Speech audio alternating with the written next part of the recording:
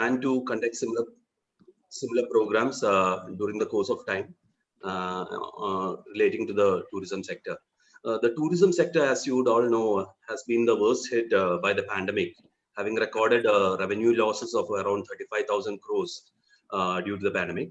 Every segment of the sector, including hotels, tour operators, resorts, etc., are caught up in deep debt traps and are in fact clueless in terms of a revival. The two successive floods that Kerala witnessed in 2018 and 2019, and now this COVID pandemic, has actually flattened the tourism sector. And this staggering collapse is also reflecting on the people's livelihood. Today, while the state government has announced various packages for the resurgence of the industry, we are still in a situation quite unsure on when and how the sector is anticipating a revival. So today in our panel discussion, we have stalwarts from the tourism sector who hopefully will be able to guide us with options and possibilities. To introduce them, I call upon Mr. Anandamani, convener of the SIG in tourism and our charter member to introduce the speakers. Over to you, sir.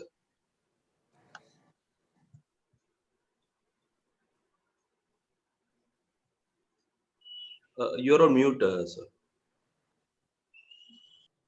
All right. Thank you, Mr. Nirmal. Respected Mr. Jose Dominic, my charter member in charge of this special interest group on tourism. Valuable speakers, Mr. Oti, Ms. Nirmala Lilly, Mr. Matthew, Dr. Kamath, and invited attendees all over. So in fact, this was as mentioned by Nirmal a few days ago when we charter members sat together. We planned regarding conducting a series of webinar talks with respect to the problems or the options and possibilities connected with tourism. So in fact, this is the first webinar talk we are conducting with the special interest group on tourism. So the panelists for today's webinar series is Mr. O.T. Alexander, who's a managing director of Avenue Hotel and Resorts. In fact, Mr. O.T. joined his company, Mrs. Choice Scanning Company of his father, and rose to the top managerial position and it became the managing partner of the firm at the age of 26, immediately after his father's demise. He introduced a technological modification upgradation of the plant, and which eventually resulted in Choice Scanning Company leading into one of the best seafood exporters in Cochin and in the country. In 1977, he formed the National Seafoods Company, which is now processing and exporting marine products to innumerable countries outside India. Now, in his supervision, the Avenue Center and Avenue Region and Rainforest Resort is managed by himself and his sons Thomas and Isaac Alexander. Our second panelist is Mr. Matthew Jose Urumbath, who's the managing director of TiE and Company. But apart from that, he runs a plantation and farm tourism near Adirapalli, named as Nutmegrants. It's a farmhouse having a lot of birds and animals, and they promote organic farming. In fact, Mr. Matthew, apart from being the partner of TiE and Company, is an active social worker. He's also the former president of Kerala Management Association and is on the board of a few companies and also the chairman of 2 companies. Ms. Nirmala Lilly is the CEO of Infinity Hospitality Services, focusing on tourism, consultancy and training, and has 25 years of experience in hospitality industry. A few groups in which she has contributed immensely are Taj Group, Wonderla, Flora Airport Hotel, Ramada, and Rivera Suites. And she's responsible for business set for profitability and customer delight of business. She joined in Taj Group in 1989 and was with Taj for 18 long years. Dr. Sachidanand Kamath is the former secretary of IMA Cochin. He's going to talk to us regarding the COVID protocols, how we can maintain and still bring up tourism, the options and possibilities of reviving tourism, maintaining the all COVID protocols. So he was involved in the movement against tobacco and one of the respondents for the landmark judgment by the Honorable High Court of Kerala banning smoking in public places. He had a key role to convert all the hospitals of Kochi to baby friendly in 1994 and then the Kerala baby friendly in 2002, which is the first and only city and the state in the world. And finally, Mr. Jose Dominic, as I mentioned, he's a senior charter member and one of the founding persons of TiE Kerala. He's a legendary figure in Indian travel sector and a highly respected pioneer in the sustainable responsible tourism. He was the CEO of CGH Earth Hotels and he's in charge of the special interest group. He's my senior mentor in this special interest group on tourism. So without further ado, I now invite Mr. Jose Dominic to set the tone for this, to introduce the topic and set the tone for this discussion. Over to you, Mr. Jose. Thank you, Mani. Thank you for your magnanimous introduction. We are on the subject of revival of tourism, options and possibilities, with the added line to it, post-COVID. With us here, we've got senior professionals in the hospitality industry with practical experience. We've also got a doctor who's able to take the balance between life and livelihood. That is the big issue that we have today in the revival of tourism. Before revival, the survival of tourism. Just a few lines in the limited time that I have. So tourism to Kerala is something which Kerala has a late starter, but over the mid-90s, the next 30 odd years, we have come from a Bimaru state as far as tourism is concerned to a front-performing state. I remember when I came in 1978, our earnings in tourism in share in international arrivals to India was about 1.3%. That rose to about 22% by the year 2017. A spectacular increase, and that was the pre-COVID scenario.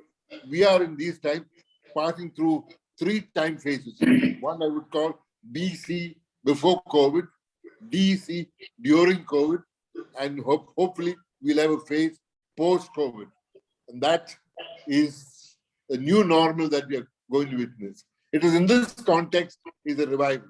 What are our options and what is our possibilities, bearing in mind our capacity and our unique model Kerala is.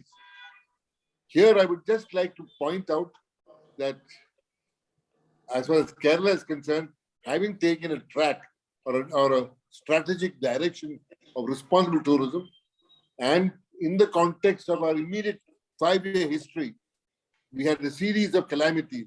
First being, in a tourism sense, the UDF, last is excise policy. Next came 2018, big flood.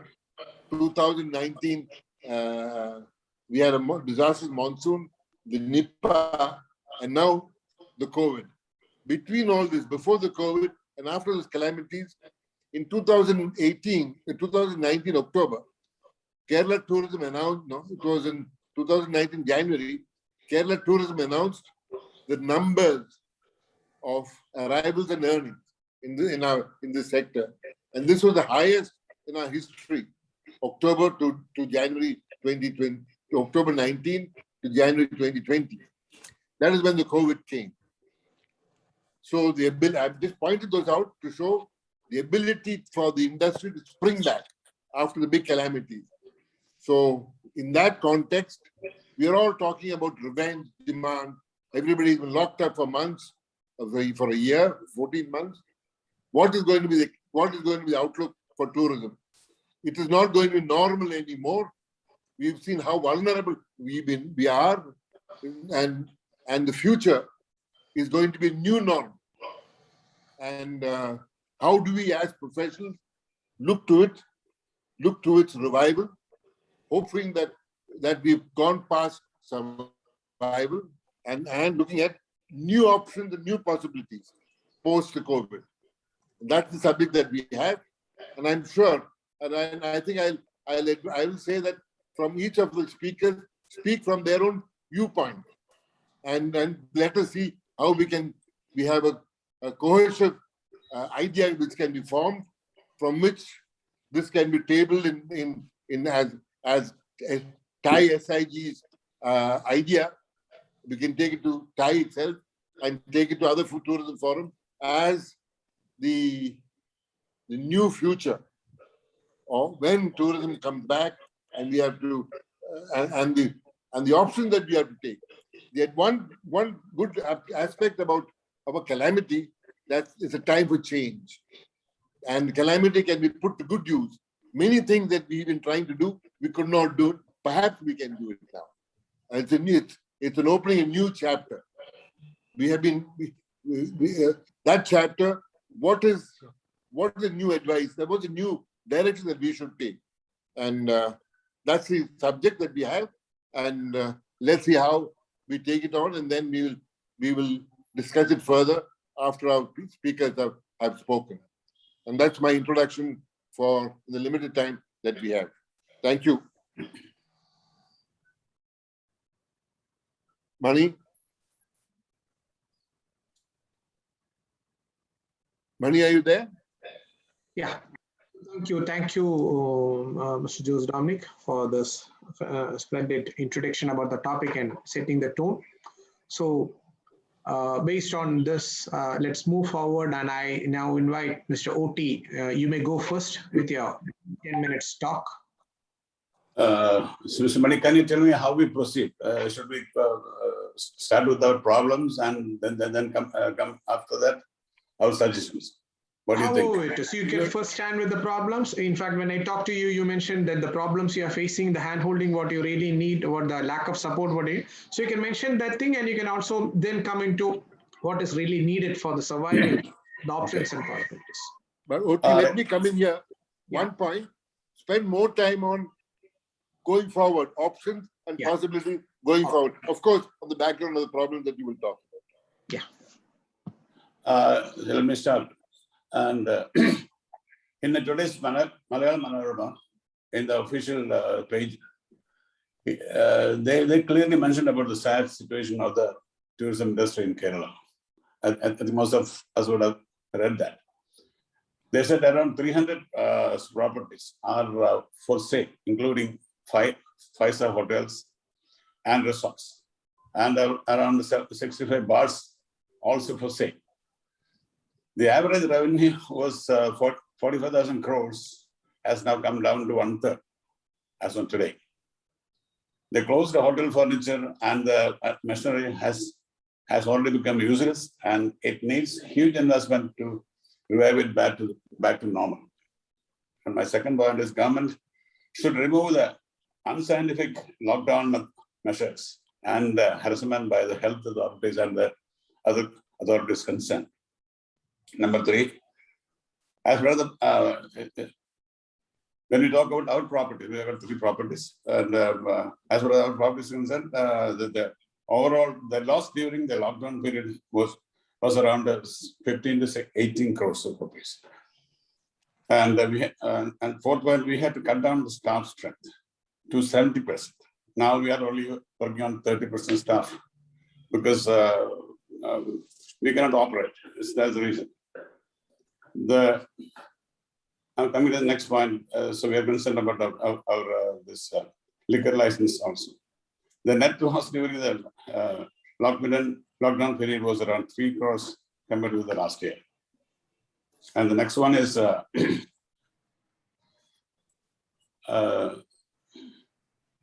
we won't be able to continue like this anymore, not more than 3 months, if it goes like this, because we are thinking of new opportunities, but opportunities will take time, and it's only on a trial and error basis we can do it. So if the situation continues, we will be forced to shut down all our properties. So after 3 or 4 months, we cannot survive, no funds, no revenues. And another point is the government can take overdraft indiscriminately by from the Reserve Bank or from the central government, but the industry does not have working capital. And also the banks in India also have stopped the OD facilities to all the staff, as you all know. And the next one is, it will be easy to destroy that industry, but humanly impossible to revive it after a particular stage.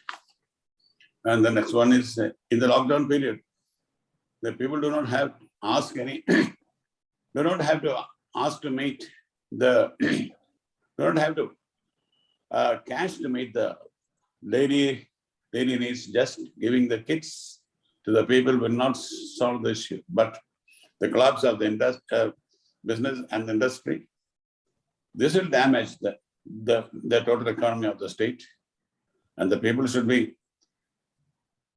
will be starved to death than dying out of COVID. The number of suicidal deaths are also increasing day by day due to financial crisis and stress. Next one is, why should government show a double standards in the case of COVID protocols? There are so many things that the government is taking as a monopoly, like the shops. My point is, the shops are closed for 4 days a week, whereas the queue in front of the KSBC outlets like the Belco is miles long. And what a paradox, because KSBC is a government business which has no lockdowns. And next point is, ascertaining the TPR system is totally unscientific, and it does not make sense, because I do not know, there is no basis on which they calculate this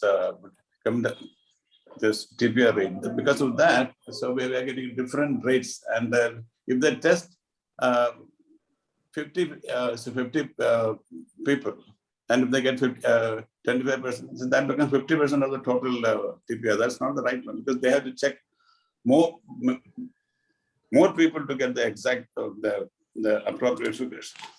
And the one is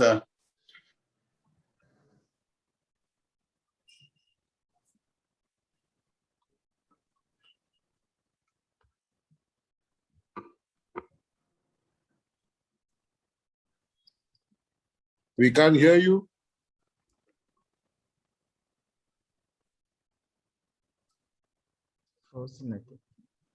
He had internet issues. Yeah, he's back. Is he back? Yeah, he's back. Okay.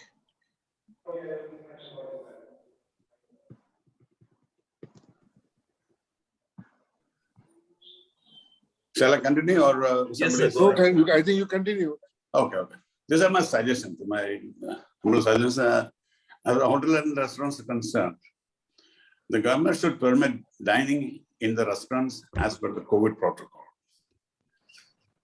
That's a must. People are, even we cannot, nobody can come and pick up the parcel from the hotel, and we have to send it. And number two, allow doing the banquets up to 200 people, subject to the size of the hall, where 400 people can be accommodated. In Telangana, I came to understand that the government is permitting up to 200 packs as on today. Number three, hotels cannot afford to run a kitchen to cater the needs of 20 people for a banquet. It is not viable at all. It doesn't make any sense. Number four is FL3 bar license for the current year. It cannot be. So we are not been able to sell any of the liquor in the store, even though we paid the full money last year and also this year. And government is not showing any interest to refund the money to us. And we have filed the Hotel Association of Kerala, the ASK, has filed a writ in the High Court for getting a refund. And next one is Government should declare a moratorium for the paying of the KSC bills, Kerala State Electricity Board bills, for the next 6 months till this lockdown period is over, or 30%, also 30% subsidy for the next 3 years, because every government, every state, other states in the country is doing the same thing in order to boost the industry, the dying industries. The next one is building taxes collected by the local authorities, local bodies. The time has extended by the government only till 31st August, and this has to be extended till March 2022, or a subsidy of 30% should be given. Next one is, out of the 95% of the Kerala population going through this devastating economic turmoil, the 5%, the government employees, are only getting their salaries on time without any cut, and they're not losing any penny out of their pay packet. The government employees are enjoying their life at the expense of the taxpayers' money of the 95% of the population. The next one is the removal of the unscientific lockdown measures and harassment by the health authorities. And the next one, if the lockdown continues indefinitely like this, the outlets will not be able to survive after 3 months, as we are no revenues at all, to be very frank with you. The next one is that the unscientific lockdown will only enable to increase the crowd who are out for shopping for 3 days in a week. So the shops and restaurants, including the hotels and restaurants, should be permitted to open with the proper COVID protocols. And next one is, while all shops are not allowed to open to reduce rushing or the crowding, it seems that all the KSBC outlets are now still open, observing not any COVID protocol at all. The double standard must be stopped. This is the very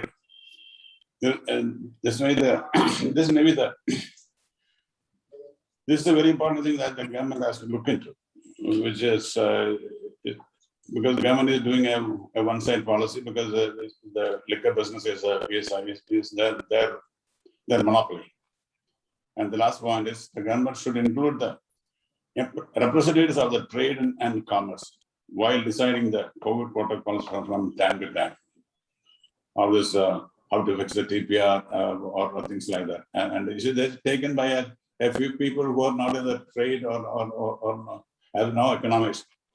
And my last point is that let the politicians not rule the country, whereas the economists must rule that. That's only my submission. Okay. Thank you, Oti. We'll come back. As we at the end. Yeah. The next speaker. I now invite Mr. Matthew Urumber. Good evening, everybody. Good evening. Yeah. Thank you, Mr. Jose Dominic, for the excellent way you put forward the entire scenario in Kerala and how the COVID situation is going. And plus, sir, we all sympathize with the current situation. The bigger, the more loss. That's a thing which is happening today. Since you have more resorts, the more the problem. I'm coming from a totally different tourism activity. I have the farming, and again, we are trying to make the farming profitable venture because of the tourism activity involved with it. We are promoting organic farming, and we had quite a lot of people coming and visiting us, staying with us, and all this is suddenly stopped. So even my staff have a incentive or a bonus was to get the guests and the extra income they get out of the guests coming and all. It was very much a motivating thing for the staff. But all that has come down. It is just purely planting, cultivation, and all that. But I want to stress on one point that farming is a big stress relief. So at least the government should think of opening up the farming sector so that people can come, have a stress relief even in the hardcore COVID times, even in those resorts which can group up with single family. There are a lot of resorts like the CGH Earth, which has got exclusive family facilities like annexed suite rooms and cottages and all that. So such places should be demarcated for each family, and so that there should be some revival of things happening. For us in the farming sector, it would be a great incentive if this is open, because it's a peak fruiting time. Like we grow a lot of fruit trees like mangosteen, rambutan and all. It's all the peak crop. This is the time when people can come, really see it, enjoy it, and have you can buy off things and all right from the organic farm. So these are all this year. It's been a big dip in the retail prices. We are not able to sell out. Most of the thing has been consumed by the animals and all that, because we get a lot of mountain squirrels and all that coming and destroying the crop. So at least the government should open up some part in which we fully try to follow the COVID norms, the COVID protocols. I fully agree that these sort of farms, there are plenty of space you can have social distancing and all that. If these type of things are open, people can move around with family, spend a whole weekend or something, or even come for a day. They can go. A lot of options, which I don't mean large gathering alone, but most of the things with the controls, we can open up most of the places. Even the hotels, if start by 50% occupancy, have a limited common dining facility, or even a common buffet and all, limit the areas. If we can divide the whole restaurant into 3 or 4 sectors, each to avoid a common buffet time, to avoid restricted timings to each group, so that they will move around and at least some businesses start coming up. So these are the things which came into my mind, because especially in planting and farming, there are n number of opportunities. We can even sell saplings, promote children to do farming. All these things can be done in these times. So my humble submission is that we all put forward our request and let the government take it up, and at least there will be some relief somewhere immediately. Thank you. Thank you, Mr. Matthew, for that fantastic insight regarding farming and tourism. How farming can be made profitable with tourism involved in that thing. We'll come back to you. I now invite Ms. Nirmala Lilly for your comments. Thank you, Mr. Anandamani, past president and charter member of TiE Kerala, co-founder CGH Earth, Mr. Jose Dominic, my co-panelist, Mr. Oti Alexander, Mr. Matthew Uramath, and Dr. Sachidananda. And yes, our convener, SIG, Mr. Anandamani and Nirmal Panikkar, officials of TiE. Good evening to all.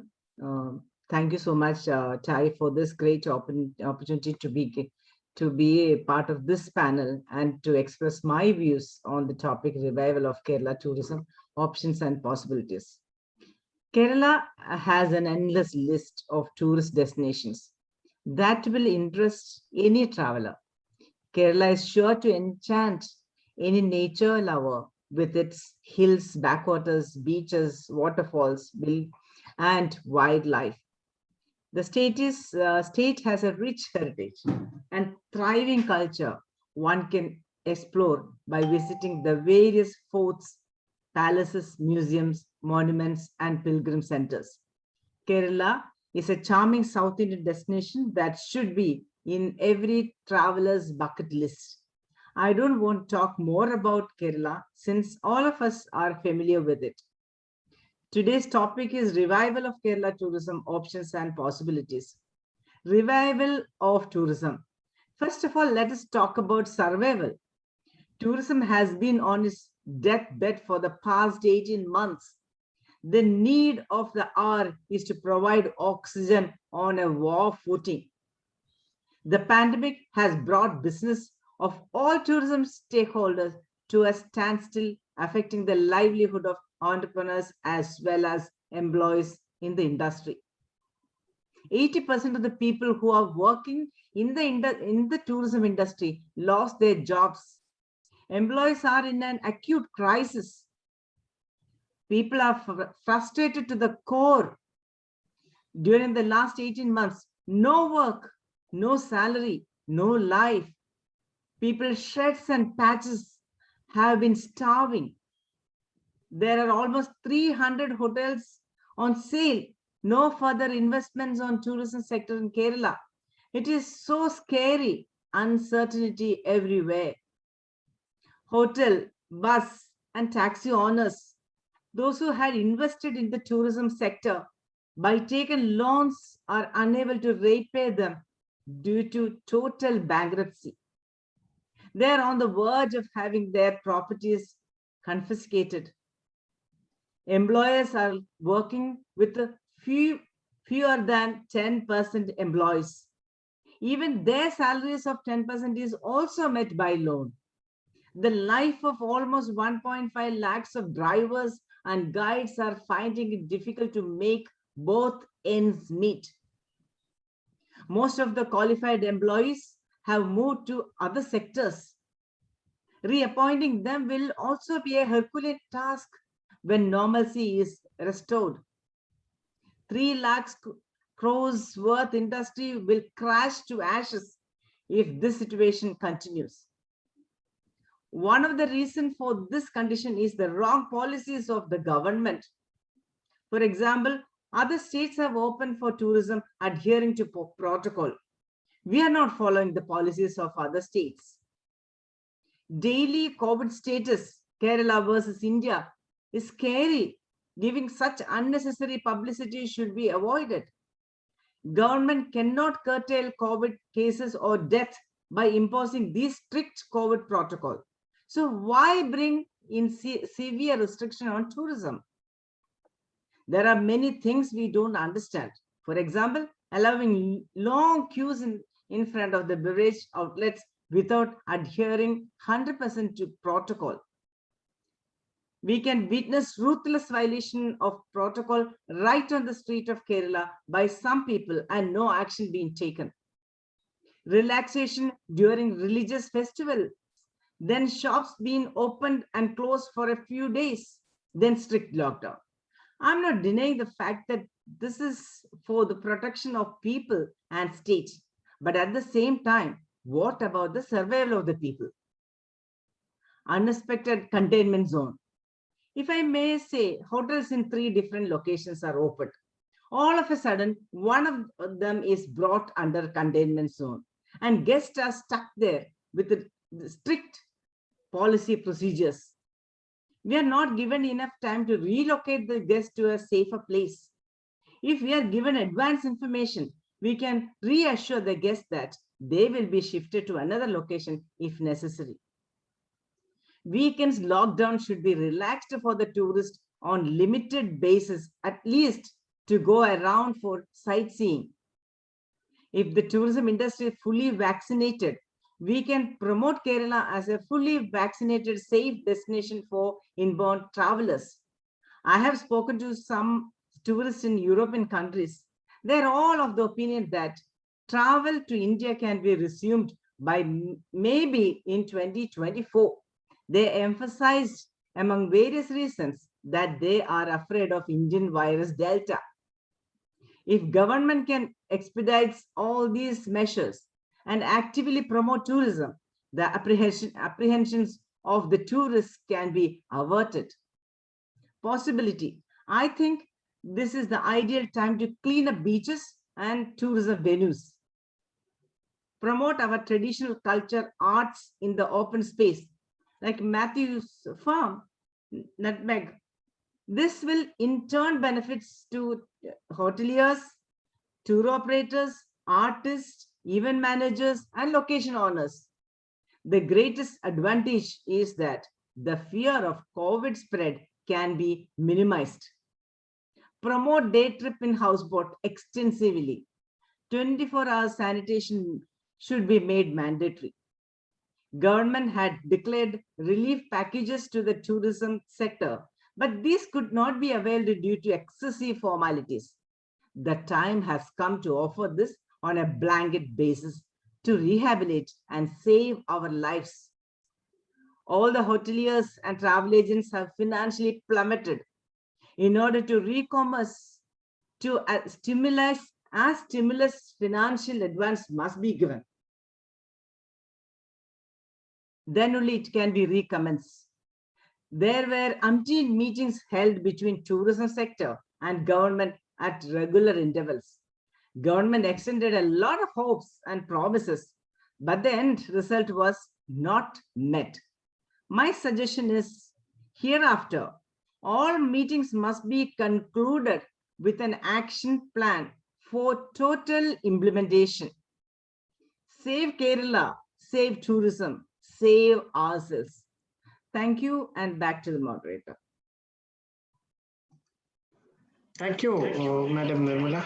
The insights regarding actions, what has to be taken.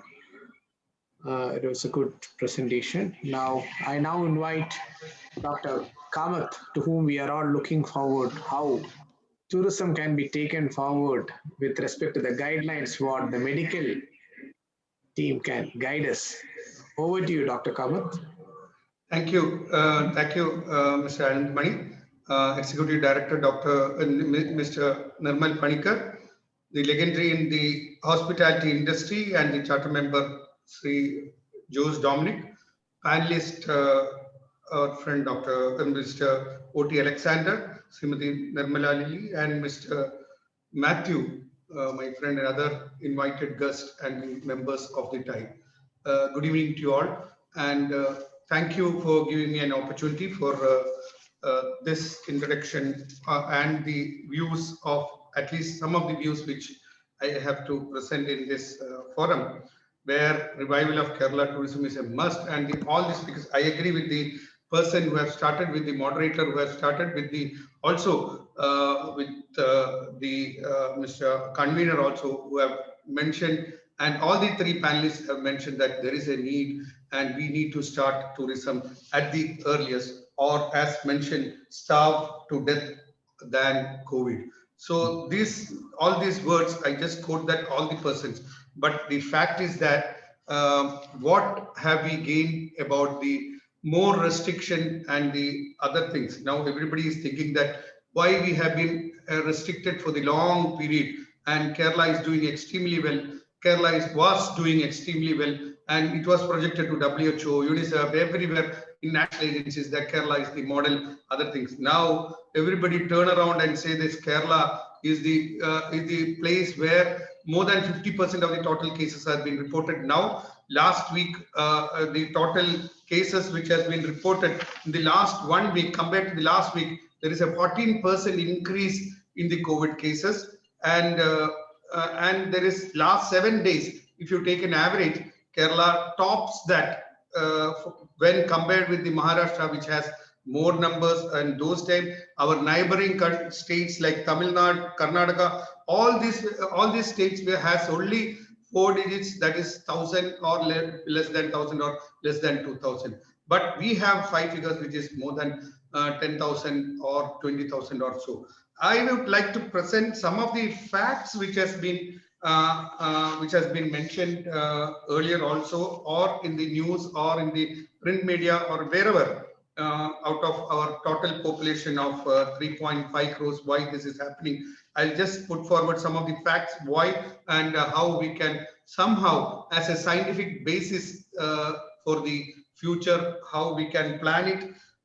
BC, we will not, like I am just quoting from Sri Jose Dominic, that BC, that is before COVID, leave it. We will learn from the BC whatever has been, because the COVID coronavirus itself is a shortest time which we got, that is only 1 year old, and other viruses are all long. We have got researchers and other. So that's the reason that every other time, even the scientific or even the scientists are also finding it difficult, or WHO all changes their words, whatever they have been mentioning in every month or every other season, they have been changing last 1 year. So BC is only an experience what we are going to gain.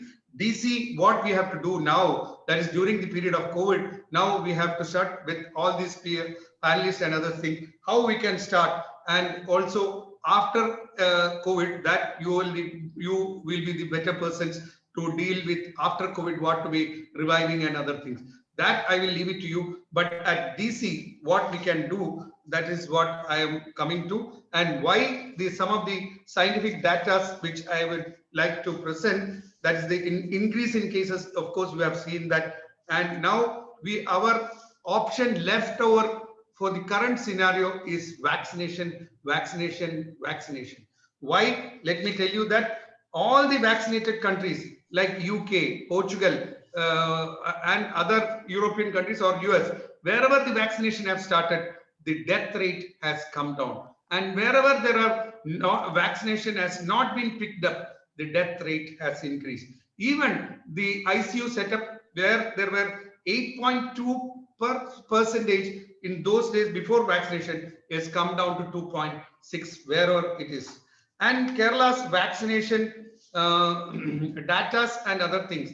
We have Kerala population of 3.54 crores, and first dose has been vaccinated till yesterday is 1.3 crores, that is 37%. When compared with the Indian standard, that is first dose, it is only 23% in all India figure. So we are doing fairly okay in the sense the vaccination, the availability and the other things, that is 37%. Or the fully immunized, it is only 57 lakh, that means 16%. Or if we convert it to a more vulnerable group, that means above 45 with the comorbid, we have first dose has covered 75% and second dose has covered 33%. And this, why I am coming to the vaccine, is almost all the studies are coming up now, vaccination and the COVID-19. Why? That is because first dose vaccine reduces hospitalization risk of 89% and death by 98%. This is the studies which has been, I don't want to quote that all the studies, I can tell you about 5-6 studies. And now why vaccine? And there are diseases which is noting also, vaccine do not protect much against picking up of the infection. Of course, yes, we have enough studies which have shown that vaccination will reduce the severe disease, that means the lung disease or the disease which is happening, and the ICU setup and other thing. But there is a mild disease which is happening because of the variants which is on the Delta, or we don't know what is going to happen in the next few months or others, which vaccine, which variant, Theta or the other vaccines which is going to come up. We don't know that. So all vaccines we have to take, there is no doubt, but it reduces the hospitalization by 89%. Then vaccine prevent mainly against the severe forms. That's what I was been telling. There are studies which has come out that after vaccination, there is one of the study which has shown that first vaccination and the second, those who have vaccinated totally, and they were one of the place which was in the CDC study as well as the Lancet study, which has shown that 60% of them who were vaccinated in a place where mining workers were fully vaccinated, attack rate was highest among them with the fully vaccinated. That's because they have shown that there was no social distancing, or there was no no mask or anything which was there. So breakthrough infections are low. Lessons learned with the vaccines are vaccine prevent mainly against the severe forms. Do not blindly believe that publication that claim high efficacy. We should not put on the claim that vaccines are going to be our savior, or we are, once you vaccinate, the claims are by the all the vaccine which is going to come up, and the current vaccine which is there, that is going to have the 90%, 98%. Another thing, vaccinated people should continue the safe behavior, like whatever the social distancing, or inside the areas where they can be closed room, or back, or the ventilated one. So checking antibody level after vaccination also has no value. Why I'm coming to all these things are, the reason is being the recent survey of zero prevalence, which has come out that sample which was taken in Ernakulam, Palakkad and Trichur, which is an ICMR study, which has gone from the 4th round of zero survey, which they does the antibody level, IgG antibody, because it is a long-term antibody. When it was shown that May 2020, August 2020, December 2020, and May 2021. Kerala, you might have read last 2-3 days in all the print media that Kerala is still vulnerable for more than 50% of the population. That means when India has crossed 2/3 of the, how that has happened?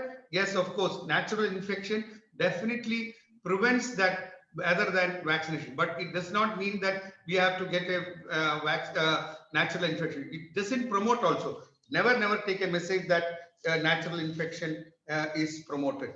So these are the facts, and the vaccine hesitancy which is happening. 23% of the person are vaccine hesitancy, mistrust on the employee, conspiracy theories like speed of the vaccine development is not good, then lack of long-term data is not there, post-COVID there may be issues. All these things put together, there is a vaccine hesitancy also. Now let me slowly put to you what are few of the suggestions which came to my mind, and which is showing that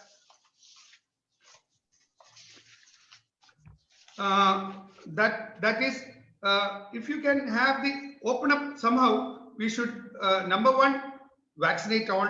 Number two, air circulation areas where to be looked into. That's where mask and social distancing has to be maintained. Biobubble method of things, like the avoid multiple contacts with the persons, so that they will have, housekeeping will have a separate, chef will have all the kitchen will have separate, then front office will have separate unit, or the luggage, or the front office and the other things are separate. When open up, and please project the earlier respect of the January, when everything was opened up, there was not a single case which was reported from the not single case, very few of the cases have been reported from the hotels which has opened up. Promote that we were all safe when it was opened up. Make a study on that January when it opened. Social menu card, all these things we can do. Project the participation. And one thing you can move forward, that anywhere there is a star mentioning about the first 1 star, 2 star, 3 star, 5 star. You can look like a star hotel, COVID safe category like thing, where you have these things are we are following. So make them into a star where there will be open area, all these things. It's only a thought process where you can. COVID is not a 100-meter run, but it is a marathon which will last for a longer duration. We have to look into that and move forward for the better Kerala. And I am sure that if we can come out with the 2017 to 2020 with all the problems which we have faced this year also, with collectively and with the promotion to the public and the government pressurizing them, we will be able to achieve this also. Thank you. Thank you. Thank you, Dr. Kamath. In fact, that is another moral booster, mentioning a final sentence. If we can come out of 2017 and 2020, definitely 2020-21, we have got the ability to spring back, as mentioned by Mr. Jose Dominic. Kerala tourism has got the ability to spring back. So now I just invite Mr. Jose Dominic to give a final brief sum up regarding the takeaway or the representations, what we have to do with respect to this points mentioned by the panelists. Over to you. You're on mute. You're on mute. You're on mute. You're on mute. Yeah. How are we on time? Oh yeah, we are on time. We are at 7:20. At 7:25, we should 7:20. We should have a 5 minutes for Q&A. So right. in 5 minutes, you can have your final So I'll summary. briefly just try to summarize what we've heard. First of all, the last speaker, Dr. Kamath, he has said many things. Most important takeaway I get is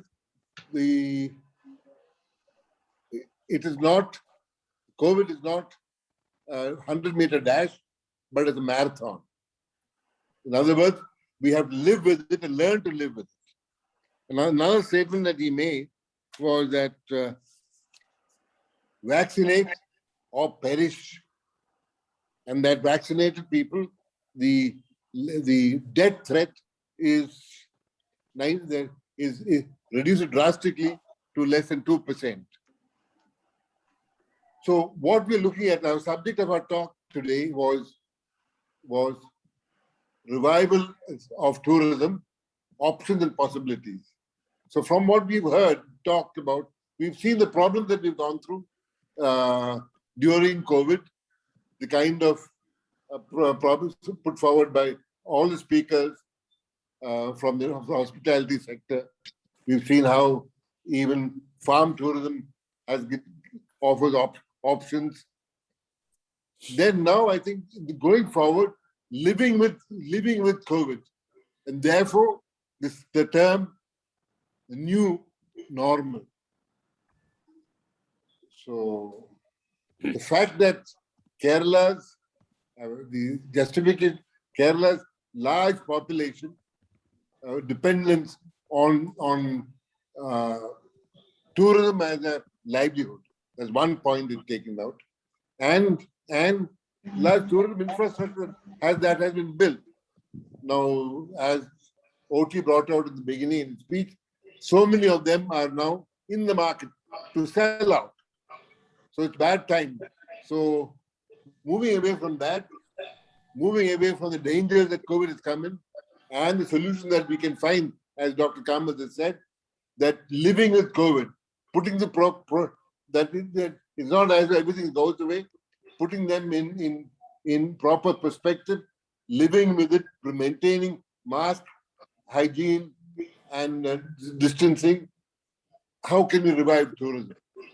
And in the particular situation that Kerala is, I think the possibility is immense. Particularly, my statement I say is that Kerala's position as a responsible tourism destination, our high performance, in fact, as the month of January has we've seen that tourism has not been the industry that has been a spreader. It's never been a spreader. In fact, the incidence of COVID by travelers has been very, very minimal. The record of the industry in maintaining and of COVID protocols has been acknowledged and been excellent.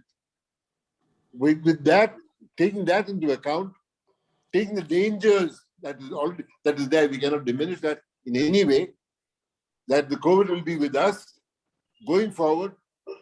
I believe that, and we've also heard another word which has been floating around, when tourism began, there will be a revenge demand. And one other subject here, we have also seen one lesson that we learned in the COVID is the vulnerability of tourism as a sector. That it has been so badly, as it is said, first hit, worst hit, longest hit. We've seen that how hugely hit that we have. People out of jobs, enterprises on sale, closed down. And from that, we've seen that the need to balance incomes. And Urumbat is balancing tourism with farm. Therefore, that's a big lesson. In fact, there's a video, there's a case study made of Bali, which has gone through a much more higher dependence on tourism than Kerala is, and how they have learned the lesson. So going forward, multiple dependencies, not on one alone. And I've been always an advocate to say that Kerala, and that is coming to Matthew Urumba's subject, the great potential of homestead farm across, it is the largest, most widely dispersed asset that we have. And after having been locked up, the tendency of people now to avoid public transportation, air flights and buses and travel, to keep travel smaller distances, dependence on not in foreign tourism, at least for another 2 years, lesser dependence on national tourism, and more dependence on local or neighborhood tourism is all the way that how we can live with tourism as we go forward. So driving holidays to nearby locations within the bubble that the state provides are all choices that we have. So it is in this context, I think, the possibilities and options that we have in reviving tourism. Of course, we've seen how hard we have been hit. Whether at all we can survive our situation. And I think Kerala has shown, and tourism has shown, the powerful resilience that we had the last time, despite Nipah, despite the flood. We could always, the resilience that the destination has enabled us to come back. Now, of course, it's a much wider scale. And I think we have to apply our logic, apply discipline, and apply knowledge. As Dr. Kamath pointed out, that there's nothing other than following the protocol and vaccinate the population. It is, for many reasons, we can't find fault. There's no point looking back. We are looking forward. How can we overcome? How can the population, not just the hospitality sector, we vaccinate, but the entire population of Kerala? The possibility that arises therefore will be that if Kerala is seen to be a COVID-safe travel destination, imagine the potential that it will have. Already, Kerala is now seen to be as a destination which has been able to attract people wanting clean, green, healthy. And that's an area of directions. So this is the sum up. I mean, I think we have seen that while COVID has devastated our industry, put us out of income, put us in near many establishments in bankruptcy or near bankruptcy. But yet we have to overcome. And to overcome it is the methods which are there. Kerala's record on having arrested and contained COVID in the beginning, and now suddenly it's poor performance subsequently. So maybe that's a big learning, that perhaps vaccination, or in the beginning they talk about herd immunity, and Sweden tried it but did not succeed.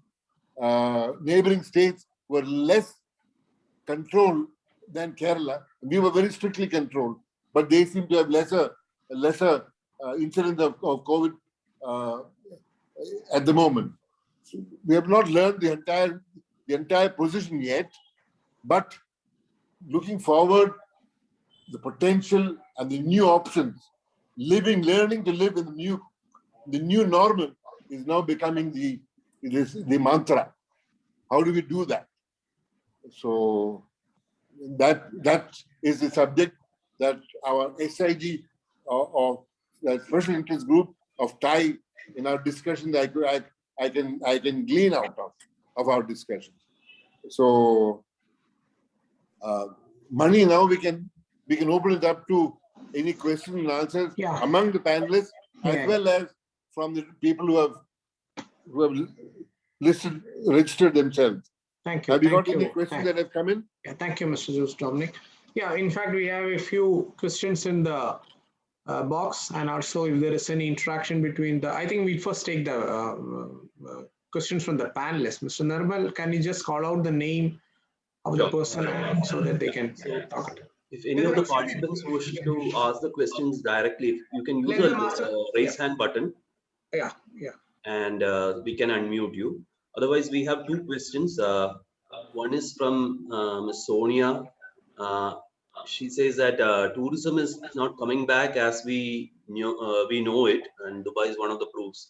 So how is Kerala tourism planning to tweak their products to attract value-based tourism? To whom is the question directed to?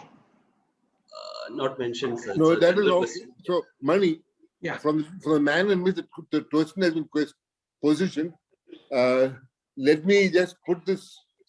I'll suggest that one, let Nirmala take this question from the industry standpoint. Then we'll go to from another sector.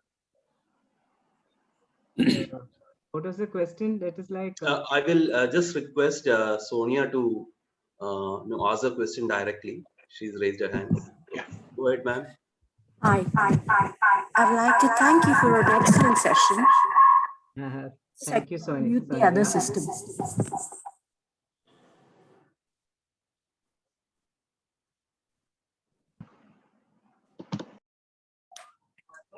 Sorry. So, as Mr. Jose Dominic just mentioned, we had the equipment for Bali tourism. And one thing we've seen in the resurgence of Bali tourism is how they've diversified their products, how they're thinking out of the box, and how now they're coming back with a new form of tourism. Working with Dubai Tourism, we're an Interlac protege, which is the Emirates Group and Emaar. We also see that Dubai is working actively to develop interregional tourism and interregional tourism products that are very high value. So the kind of tourism that comes back, high value and low impact, which will not impact you. And as like Mr. Dominic said, it has to be more interregional. What I am working with my tour operators, my hotels in Kerala, I am seeing that there are no such products being developed. I mean, you all are a body of stalwarts here. How can we brainstorm and do something for that? And the second question that I'd asked there was, we're basically technology, media, the people from TiE generally are involved into either funding or tech or media or a combination of both. So how can we support the growth or the resurgence of this industry so that when travel comes back, we should be ready, because this time we're going to be competing with the world to get it back. Now, I come from a pro bono organization, a social initiative called the Unknown Planet. So we're very happy to give our services completely pro bono. If there's anything we could do to support y'all, we're right there behind y'all, because Kerala is a country I've come to love, and I truly believe it's God's own country. Thank you, Sonia. Thank you so much for your input, and we really appreciate you come up and just offered us that your support. And as we mentioned that now it is everything is uncertainty, but we know for sure that this is going to bounce back. Kerala, God's own country, nobody can forget, and definitely we are looking forward to have the all the lost glory coming back. And now what we are, as we said, we are planning, we are organizing digitally, we are getting much better equipped and trying to connect with the other worlds. And one good thing about the Zoom is we are connected globally. So that is, therefore, we are networking with people and having input from them. And then we are promoting extensively through the digital way. And definitely, as you rightly said, that we will have brainstorming sessions and to find out how we can really promote Kerala extensively and then come across this unprecedented situations. That's what I want to say, and definitely looking forward to having your continuous support to us. Thank you. Urumbat, can you now respond to Sonia? You're muted. Muted. Yes, definitely. We can tailor make a lot of facilities depending on the customer needs. Like every resort, every place, depends on the type of customer.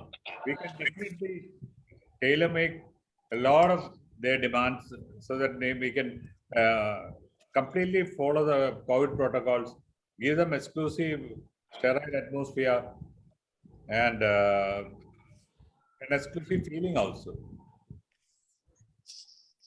Now, can I just ask, before I go to OT, can I ask Dr. Kamath, though you come from the medical side, if you unmute yourself, how will you respond to Sonia's invitation?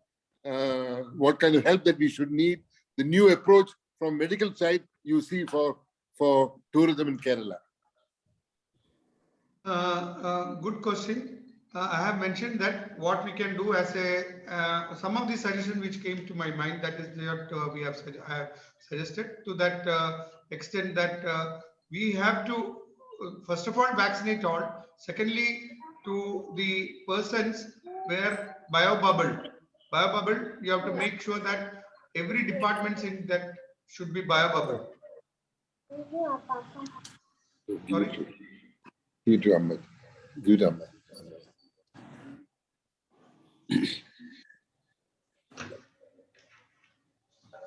Hello.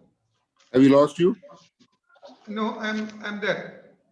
Thirdly, we should go for something like a COVID, something which I have mentioned. Just it came as a thought for me that just like STAR or in the health industry, there is a STAR-like thing in the sense NABH accreditation or some sort of an accreditation where the government says that you have to follow this norms. Then you can open up something like that. We have to open up somehow and make sure that these are all the norms which mentions in that criteria, and open it up. That's what I would put it, that as a COVID safe category, like some sort of a thing that or just like what you do for the vaccinated persons are to be the health this food industry, persons who have to be looked into that, their regular checkups and other things. So similar kind of things, some sort of a norms we have to keep it for a accreditation for the hotels which is going to come up. Something like that. Is it the same one? Yes, that's exactly the, OT, would you like to respond to No, because Sonia? so we being a business hotel group, and we have only one property in Adrapalli, and so I'm not able to say anything about it now, because so we mainly look for the business and the clients, and let me take the opportunity to respond to Sonia. My first will be to ask. Sonia has said that she comes. She is now she's providing services to Kerala pro bono, but beyond, not because of that. I think that Sonia, could you just little bit elaborate on who you are, what kind of service that you provide? Hi, so my name is Sonia Kriplani. I'm the CMO and founder of a company, which is a social initiative called The Unknown Planet. We kind of work on creating technology, traction, and training for tourism sector across Asia, Africa, and Arabia. So my clients would be Java Tourism, Singapore Tourism, Dubai Tourism. We were incubated by Interlac, which is the government group over here of UAE. Now, what we've been committed to doing is we're a bunch of filmmakers and technologists. And what we're trying to do is create awareness for the region, show how safe it is, how sustainable it is, and how many lives it touches, and then bring direct tourism, removing the middlemen, direct tourism to you, so it becomes cost effective. This is pre-pandemic. Pandemic showed us how important it was to build capacity, to train these people in telling the stories, in representing the countries. Like Nirmala ji said, across the world, people think Kerala is something that they will not come back to in 2024. The same was with Bali. We've slowly and surely decimated that idea about Bali. What we also did was we were able to take people like who had their farms in Bali, in Kampung and all the places. We were able to take them online and show a different face of Bali tourism and how it will come back. We were able to work with the Bali tour operators, the leisure operators and DMOs to actually change their products. So today, the moment people are going to be able to travel to, you will see that the big DMOs from America and US, who we've been creating bridging partnerships with, will be able to do it. We were able to show, like say a hotel with Matthew, sir, we were able to show how it could actually help a multi-generational travel. So families want to come there and experience things. Like for Onam, we have properties in Abaitri that are booked through Onam. We were able to keep the people alive in the mind and show the real situation. We were able to work with the government to give safe and sustainable certification. We were able to build capacity in the tour operators, in the storytellers, in the experience curators. And together, I am seeing that they're coming. For example, let me give you an example of Kerala itself. In Kannur, there's a tour operator called Tindis. Tindis is a very small operation, and they had completely gone bankrupt. He had to take a job with C-Trip. But he realized that total dependency on tourism was not possible for him anymore. So what he started doing was he asked us to find him buyers over here for his Ayurvedic products and for his, the Islamic caps and everything. We were able to capacity build and find him the matching products in the line. So today he's selling Ayurvedic farm foods for all the farms from Kannur online to Kerala, from Kerala to UAE. So we were able to find alternative revenue streams for people from Kerala also. But it had to come from the will of people. It is not me trying to do it from an upwardy situation. It was the people of Kerala. It was these people who are young and hungry to show a different face of Kerala, who we've been working with. I mean, you all have the world's biggest wellness industry. You all own Ayurveda, okay? Why hasn't, I mean, there are 1 or 2 situations done by Kerala Tourism, but every resort should be out there showing what you all do on a everyday basis. It's not expensive. It's not time. It just requires strategy. We would be out there to help anybody who would like to coordinate with us or ask us of how we can bring this out. Dominic, sir, Joe, sir, you're one great example of what you're doing with the tribal art, what you're doing with your properties. That's the kind of favor we need to see from Kerala to make Kerala popular again, because now you're competing with the world. The world is hungry for tourism today. Everybody is going to be competing. And like you rightly said, the dependency on tourism is so much. What can we do?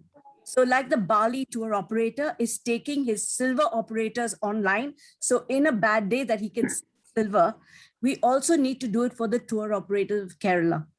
We need to be able to just help the whole ecosystem come out of it with a new thing. So I'm repeating: traction, training, and traction, that is marketing, free pro bono, carefully strategy thought out marketing, training for capacity building for the locals itself, as well as technology, which is simple technology that will keep you in touch globally all the time, everywhere.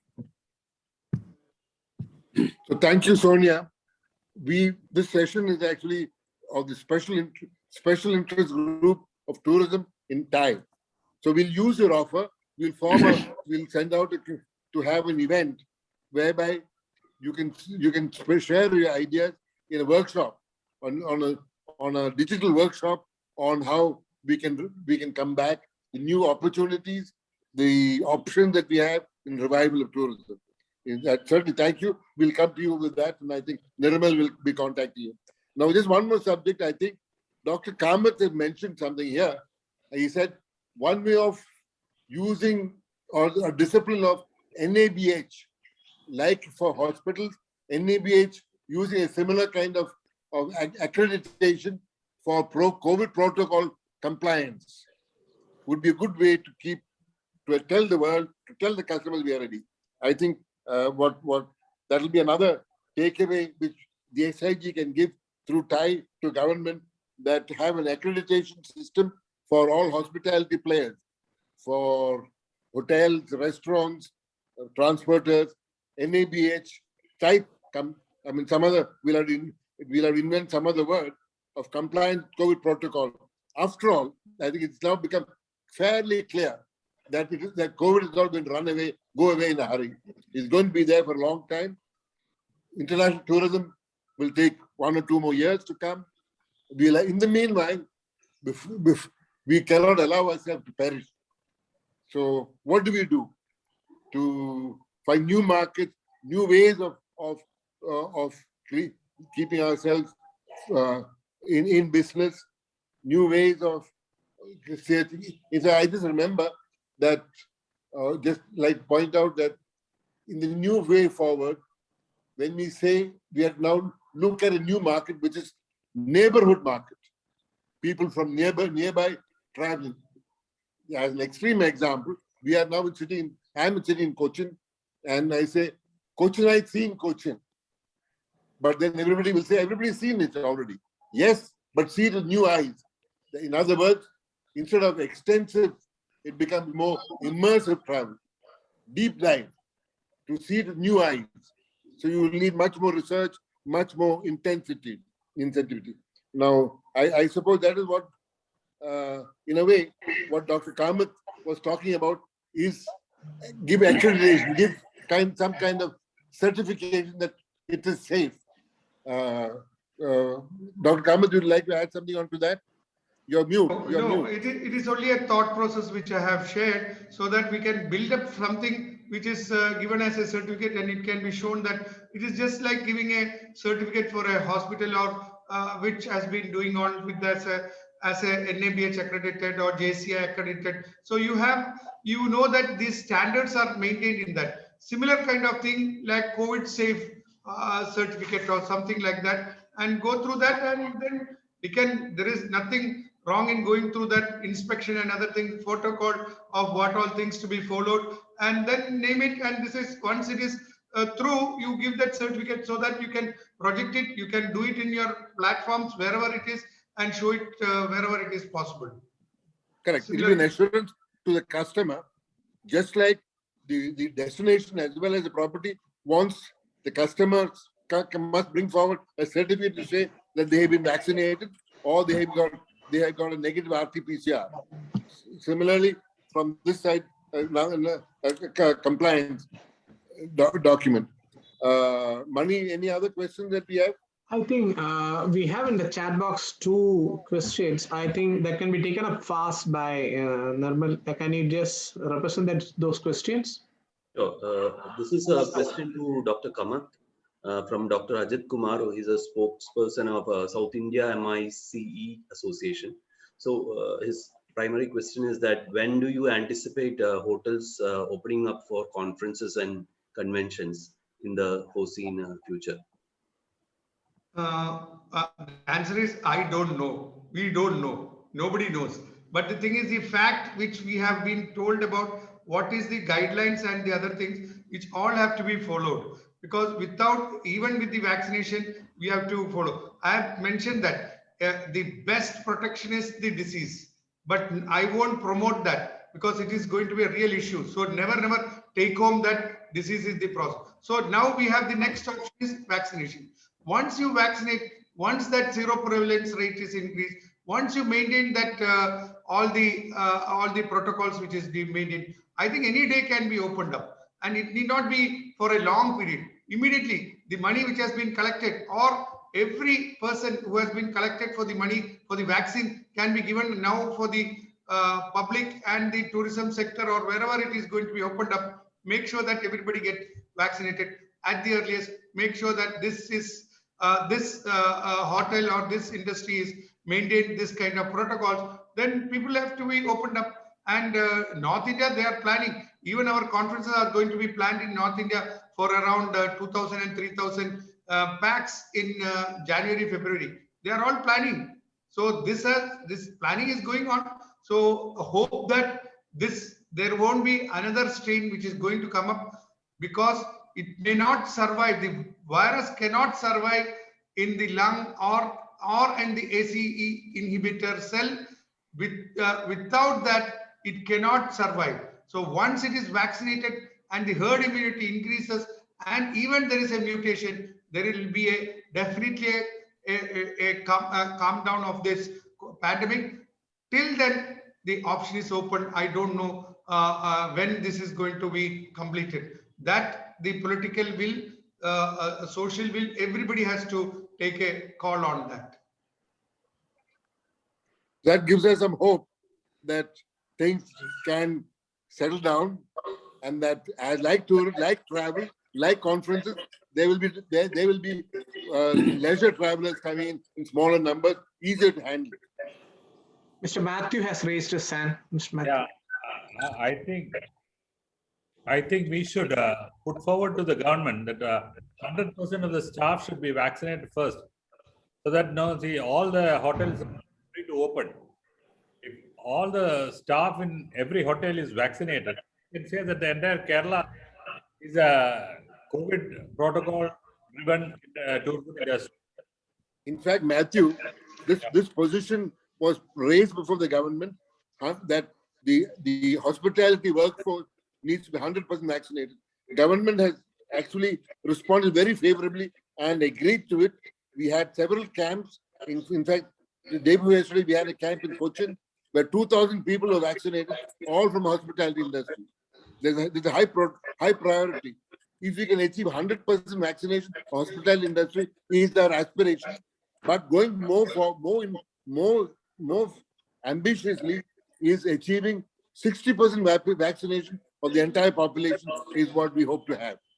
No, at least each hotel, can it be certified 100%? Yes, there are 100% certified. Every hotel I can know is got 100% certification. Anyone who's not been certified, if they send the name, immediately arrangements are being made for certifying the uncertified, for vaccinating the unvaccinated staff of the hotel. It's a measure in place. Of course, there was some delay because of vaccination shortage. I believe that is now no longer a hurdle as far as hospitality staff are concerned. Thanks a lot for both of your intervention. Mr. Nirmal, Mr. John, one of our TiE member, Mr. John Matthew has mentioned a question in the chat box. I think we should take that also before winding up. Mr. John was mentioning in terms of using new technology in the tourism sector, for instance, virtual travel aspects like that. So is that a possibility that we can look at? Not just for marketing purpose, but Can I take that question at first? In fact, for the last 1 month, that's all that we've been doing, traveling virtually, looking at television to see how Turkey is looking at how we must look. But travel is one product which cannot be done virtually. Conferences can be done. For experiential travel, you have to be there to experience it. The process of booking, the process can be digitized, but travel, you have to go there, touch the earth, eat the food, smell the air. That is all about. It cannot be done virtually. That's my way, I will say. But the only way to make it happen is vaccinate and have COVID protocols in place. Thank you. That was, I think, one last question is from Mr. Rajesh. What is your opinion about the tourism in each village? Is it a good idea? Anybody can take it. It's not mentioned specifically to anybody.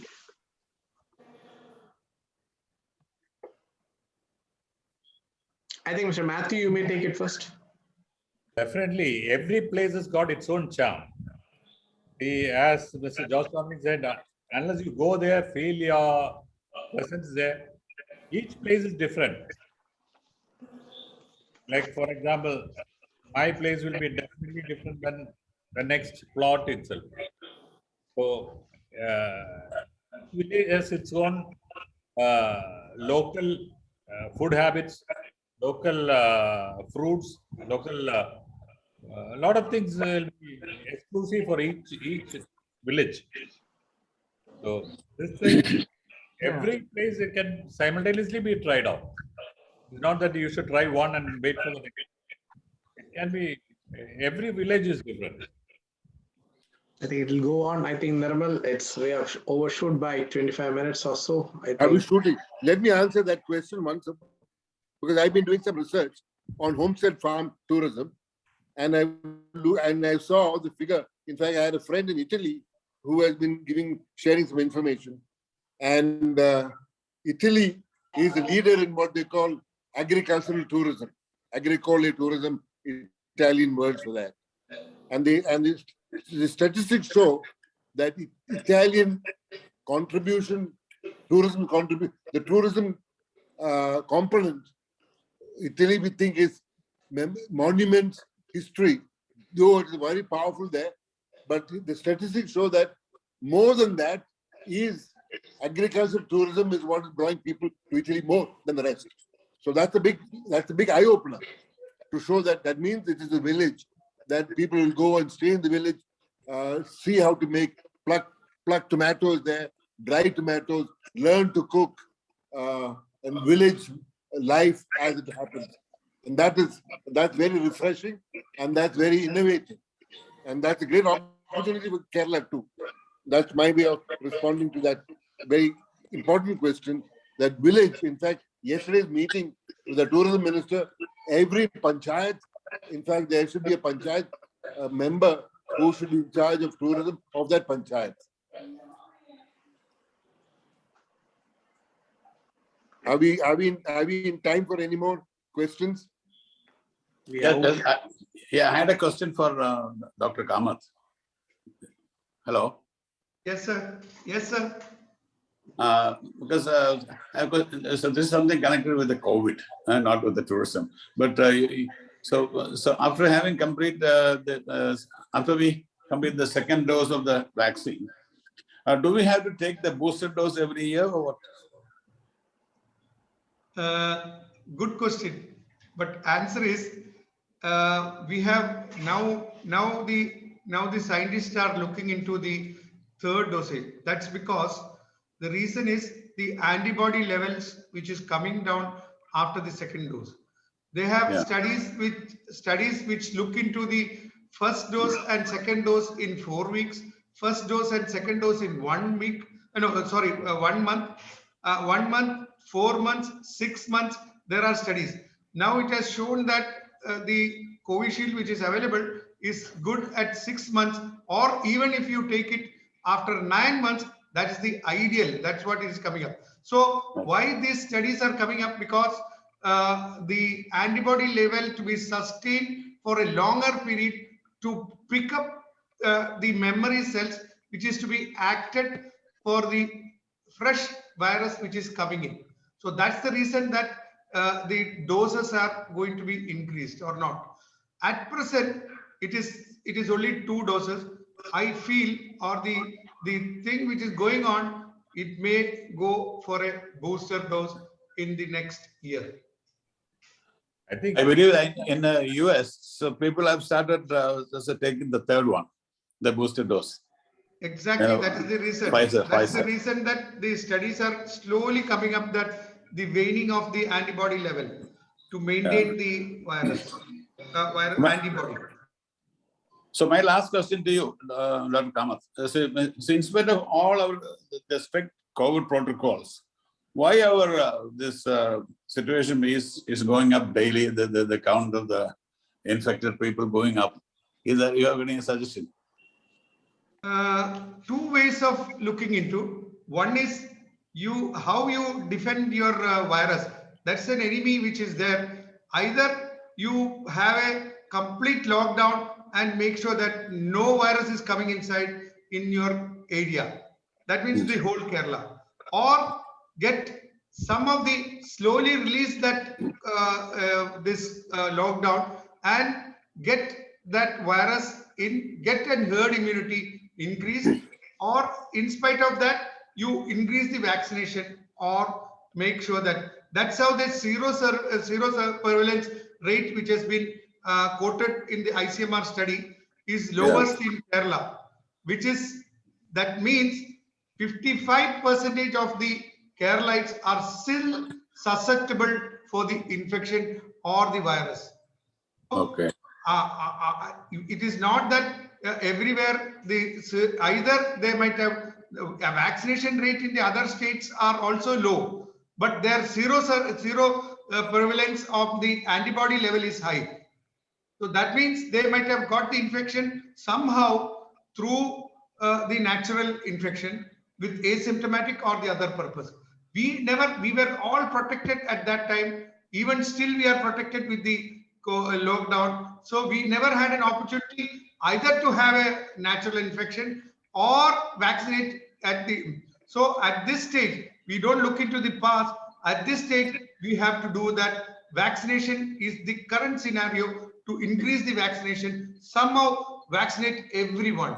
Still, there are private hospitals which is having, now the scenario is private hospitals are flooded with vaccine, but no takers. Government, they are not able to get that in the proper, even with that 75-25% of the, but that is the situation we have to face, because 780 rupees itself is a huge amount for every person to spend and come to the vaccination. That is the reality which is happening now. Okay, thank you. And last question. So why the IMI is being sidelined by the state of Kerala? They don't. Why tomorrow, if you go with this with the recommendation from the today's discussion, or with all your recommendation, TiE or KMA, now one of the panelists has mentioned that we should have the panel of the experts in the decision making. That was economist or other things, every other place. I don't know why. Politics, that's all. Nothing else. Thank you, doctor. So, Mani, does that conclude our? We will have to end because it's really good. Nirmal, what's next? So thank you. Let me just, as the moderator, just say thank you, Dr. Kamath. I'll just say a word of thanks. Yeah. Thank you, Urumbat. Thank you, Nirmala. I'll just say a word of thanks. I think it's been so many which need answers. Yeah. I hand over the mic back Mani now. Yeah. Thank you, JD. In fact, it's a real honor to say a vote of thanks for this fantastic session. In fact, each and every minute since we started, even when we went beyond 7:30 of the stipulated time, each and every minute of this session and interaction was very valuable with great takeaways. In fact, SIG is truly blessed to have all four of you as the excellent speakers for this first webinar series on tourism. We had an amazing time spending time with all four of you. And I'm sure the panelists are having great takeaways. We really appreciate the foresight, leadership, and determination of the entire panelists and spreading positive energy to the attendees so as to how to take forward. In fact, this session has been special for the SIG on tourism because this is the first webinar series what we have conducted. We're going to have a series of talks, and these four speakers have given us much hope and expectations and confidence to move forward with those sessions. In fact, the questions posed to all four of you itself shows that what all you have talked has resonated well with the audience. I'm sure this has had a lot of takeaways. While I represent and stand here on behalf of TiE SIG, I wish to congratulate the TiE Secretariat also for conducting and coordinating this session in a very amazing way. Congrats to Nirmal, Divya, Anub, and many others sitting in TiE office.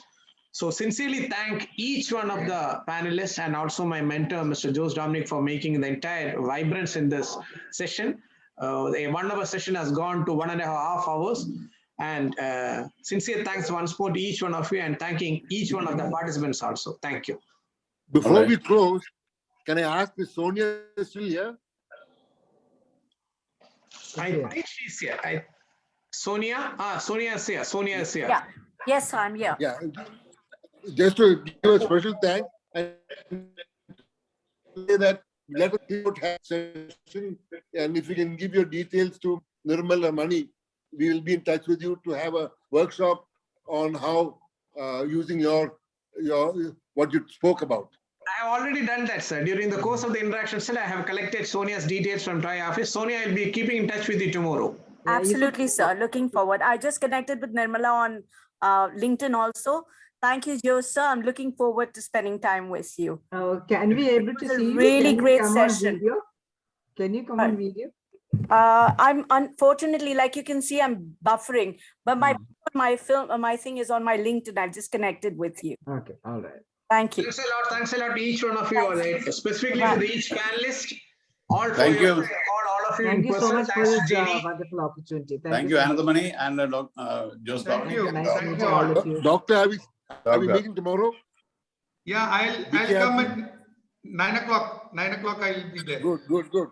Thank you, Nirmal. Thank you, Have a Nirmal. good day. Excellent. Thank you. This gives us more courage and confidence to move forward. What I said, a 1 hour session has gone to 1.5 hours. Definitely, we Can I ask one question to Dr. Sachinandan?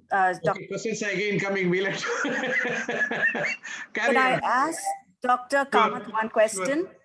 Yes. Dr. Kamath, can you pick up a protocol for certification? Because it was someone that developed a protocol for Bali. So if you can actually work on the certification protocols, it would be really nice.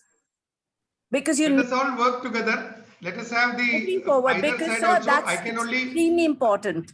Yeah, I can only look into the health aspects and how we can look into, but That's the other perfect. practicality and the whether it can be that protocol can be utilized for a hotels or anything, that the other side of my members have to give the input. True, sir. That's all. If TripAdvisor certification works, sir, your certification is definitely going to work much better, sir. It's only the thought which came to my mind that this should be a solution to start. And I quote that Jose Dominic sir is that BC, DC, AC. AC is not in our hand. DC is the time, that is duration. That's the current COVID, what we have to do, and we have to move forward. That is what I want to communicate. And the BC, before COVID, we don't know, we have to only at the time what we can do, and those things are all what we have learned now for the past 1 year. We have to move forward. That's all. True, sir. True, sir. We have Thank to move you. forward. That is the action we have to start now. It I is think not so, that COVID is going to last and then we have to start. Then the AC is not at all in our current position. AC is after COVID is, we don't know. Thank you. Thank you. Discuss this. Dr. Bye-bye. Now I had Thank to you. put a cross mark here. We'll have to wind up. I'll keep in touch with all the 4 speakers and Mr. Jose tomorrow. I'm rushing to another place. Thanks a lot to each one of you. Thank you. Thank you, Nirmal. Thank you. Bye. Bye all. Thank you, everyone.